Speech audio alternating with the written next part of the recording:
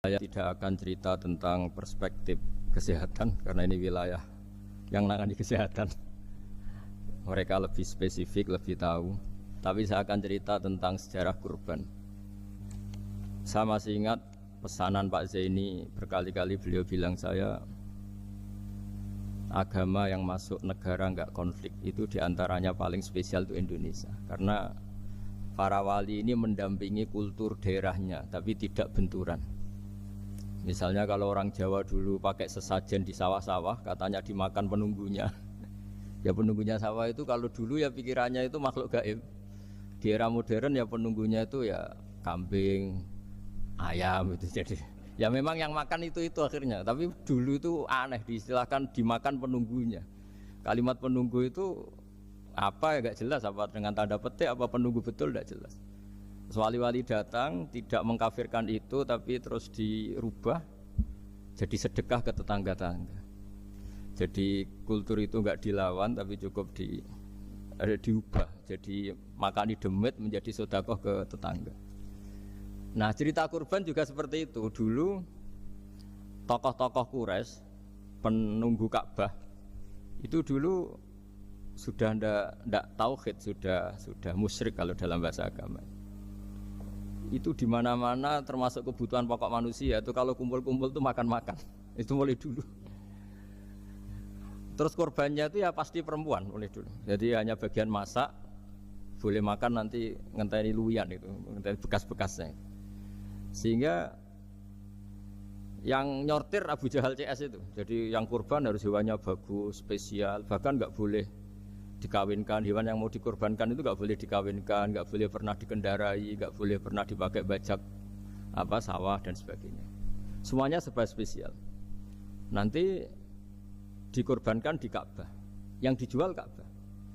Nah pertanyaannya, Ka'bah ini nggak pemakan daging, yang untung ya ketua-ketuanya ini, karena Ka'bah tidak doyan daging.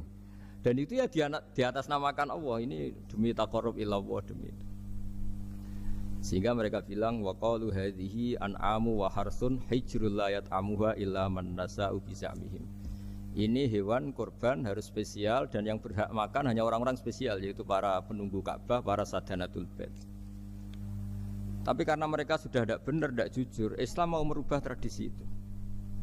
Tapi kalau tradisi itu dirubah, maka Islam akan terkenal pelit karena dari acara makan-makan menjadi tidak ada makan-makan. Jadi kadang kebenaran itu harus diganti dengan sesuatu yang tidak ekstrim, karena tadi dari acara makan-makan menjadi sama sekali nggak makan-makan. Maka terus diganti oleh Islam dengan kalimat udhiyah, dengan kata kurban. Nah kenapa itu harus terjadi? Karena kurban itu sebetulnya syariatnya Nabi Ibrahim, di mana orang Mekah itu memang turunan Nabi Ibrahim, sehingga sisa-sisa makan-makannya masih.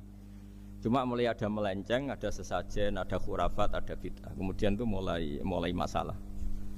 Terus Rasulullah Muhammad SAW datang ingin benahi itu. Tapi yang dibenahi adalah menghilangkan kemusyrikannya, bukan makan-makannya.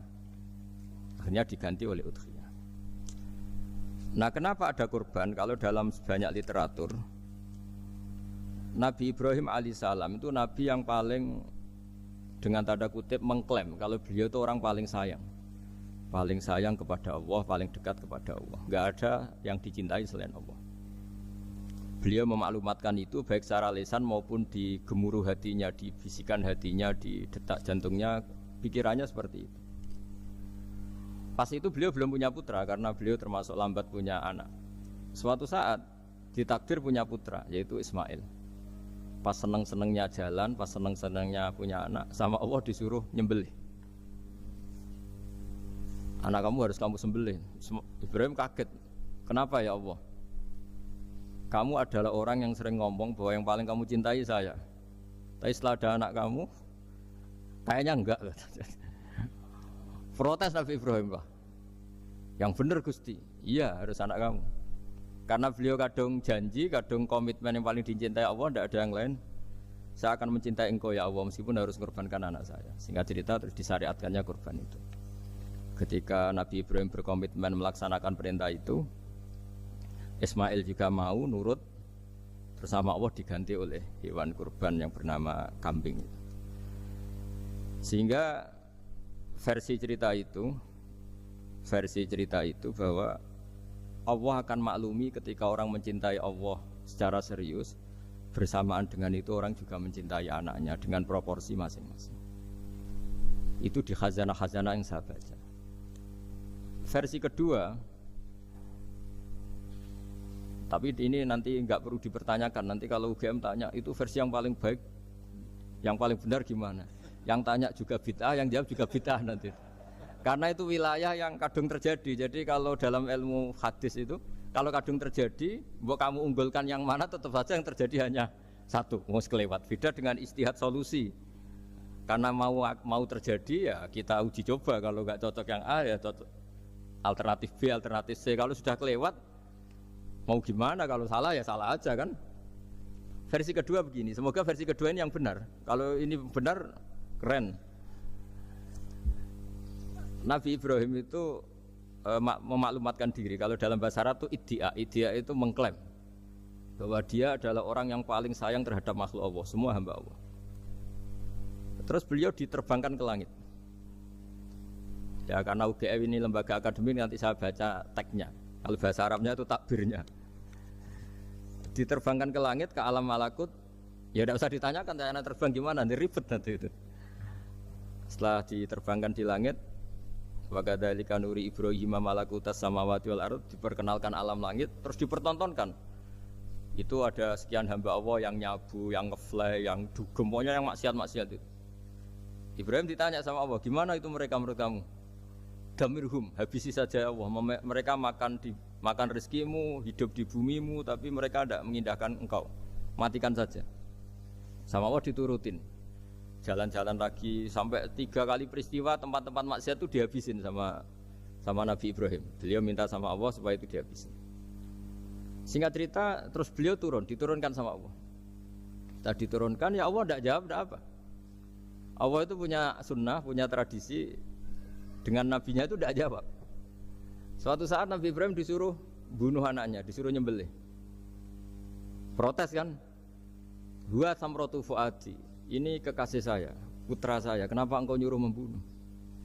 Terus kata Allah, kamu tidak ingat di malam kamu saya mi'rajkan melihat hamba-hambaku, dan itu yang bikin aku, dan saya cinta sama mereka yang bikin saya. Kamu enak saja minta dibunuh. Sengkerian gantian saya yang minta, kamu tidak nurutin gitu. Kamu pas minta saya tidak tak pikir, langsung tak turutin. Kenapa saya yang sekarang minta kamu mikir gitu. Tapi huwa samratu fuadi, itu buah hati saya. Dan memangnya makhluk-makhluk itu makhluk siapa? Saya yang bikin, kamu enak saja nyuruh bunuh. Nah semenjak itu jadi kearifan kita. Makanya Mbak Ova ini kalau guyonan di dunia kiai, kalau ada majikan bentak pembantunya yang salah meletakkan piring atau gelas, pasti cara berpikir mesti pembantunya ada cantik. Karena kalau salah tok kok dia cantik, itu mesti mikir. Enggak bisa orang bentak orang cantik gitu. Jadi sama, misalnya saya janjian sama Gus Fikar. Janjian, Gus datang hari Senin gini-gini, ternyata beliau enggak datang. Kalau saya enggak punya utang, enggak atasan saya pasti marah. Sudah janji kok gini-gini. Saya bisa marah itu sebetulnya sebabnya itu 2. Saya kecewa dan dia enggak punya jasa. Tapi yang diomongkan hanya, wah semua kamu khulful wa'di apa? Enggak tepat. Coba kalau ini atasan saya jadi dosen karena beliau misalnya. Saya punya utang beliau. Mbok nyulayani janji apa kan? Nggih mboten napa-napa ya. Sama. Ada majikan mencintai pembantunya karena sangat cantik. Mana ada mencahno piring. Omahe dirubuhno itu enggak apa-apa gitu kan gitu. Sama. Makanya ada guyonan di dunia kiai itu, ada anak perempuan kan nggak lazim ya perempuan pakai GL Pro kalau dulu, mungkin sekarang pakai Ninja, pakai celana jin. Sopo iku wong luput suwo itu? Siapa itu perempuan kok gitu? Niku ponakane jenengan, Mbah. Astagfirullah, muga-muga pangeran nyepuro. Jadi langsung rubah dari maksudkan menjadi ndak karena keluarga. Nah, jangan-jangan kebencian kita pada maksiat itu oke, kita wajib benci maksiat, tapi tetap ada catatannya. Plus yang maksiat itu tidak orang yang terkait dengan kita. Coba kalau yang maksiat itu orang yang terkait dengan kita, itu anak kita, ponakan kita, mungkin istri kita, paling mintanya ya Allah ampuni. Sama-sama maksiat, yang satu minta dihabisin, yang satu kita minta diampuni. Fair gak kita sebagai manusia? Tidak fair. Tidak fair.